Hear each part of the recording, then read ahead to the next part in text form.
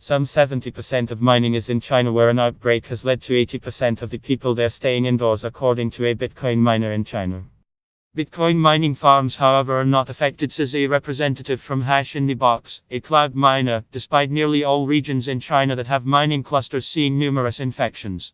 According to a Reuters report last month, the most significant cryptocurrency mining hubs are in Yunnan, Xinjiang, Inner Mongolia, and the Sichuan provinces. Only Mongolia has no confirmed cases so far. Sichuan has 80. Yunnan has 26. Xinjiang has 5. These cases, however, tend to be in cities or in urban areas. In Sichuan, the farms are deep in the mountains, very safe, says the Chinese miner who wants to go by the name of Mike. The 80 cases are in the city. Bitcoin's hashrate, January 2020. Mike's claim is supported by the current Bitcoin hashrate, which shows the usual variation in an ever-rising direction, with all appearing normal. He was further corroborated by a number of other miners based in China who say that no industrial mining factories are affected.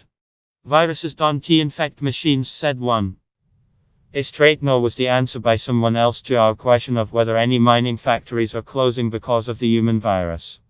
Farms are near Xinjiang and Naiming, said a third, with the outbreak concentrated in Wuhan, which is kind of in the middle of China. These locations are similar to an entire US state, or an entire EU country, with tens of millions of people in each and a relatively large land area.